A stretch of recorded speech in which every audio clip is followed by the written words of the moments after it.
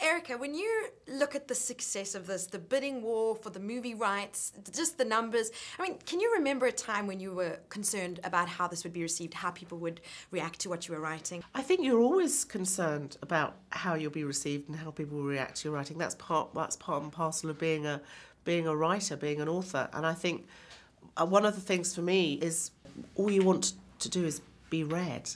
And I think in terms of that, I think it's been incredibly successful. So, yeah, and I did not expect that at all. How did you find it letting go of, you know, or passing your vision on to somebody else, onto a whole entire movie team? Yeah. Awful. The character's been with you for so long, and then surrendering it to somebody else. It was a very challenging time, but I managed to insert myself as a producer on the films because as you know, I have a passionate fandom, and I wanted to make sure that the fans were going to be pleased with the end result.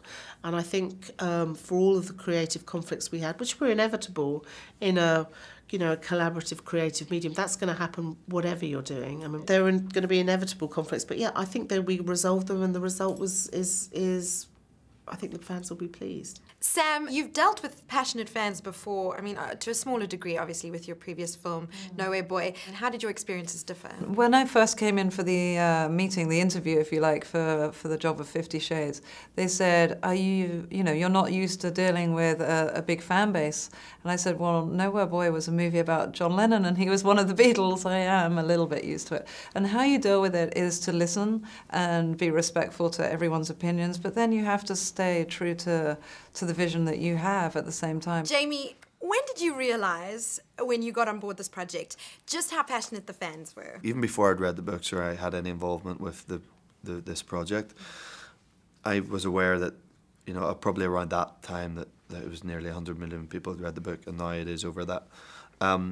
So I was aware that a lot of people cared about this, and a lot of people cared about the characters. Did you feel that pressure? Tried to block all of that out, because I don't think it's healthy to carry that into a workplace, and it's no different a film set, it's no different to any other workplace. I think it's an incredible love story, I think that's why it's been so popular, is because people are, sort of enchanted by it.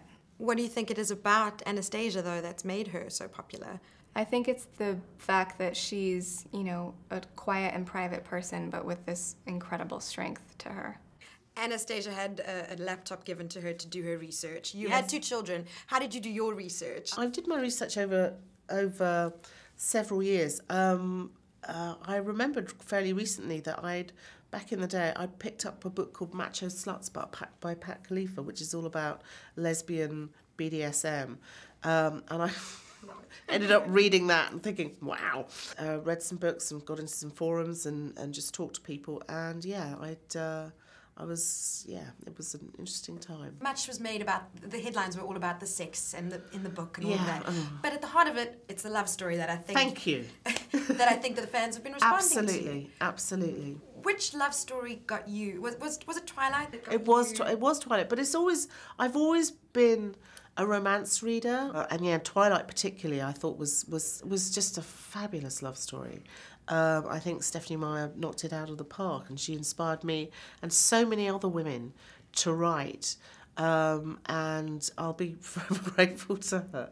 My objective with this from the offset was really to take Anastasia on this very powerful journey, and one of empowerment, and one where she seems at the beginning like she may be slightly victim, but she never is. There's 3 quite long books, right? A trilogy of books that have sold hundreds of millions, and they wouldn't, if they were based purely on S&M, they wouldn't be a success. There has to be something that you can hook your hat on, that you can grab out of it, other than just the sex, and that is this love story and these 2 characters, at the centre of it all, and I think that's what's really sort of binded people.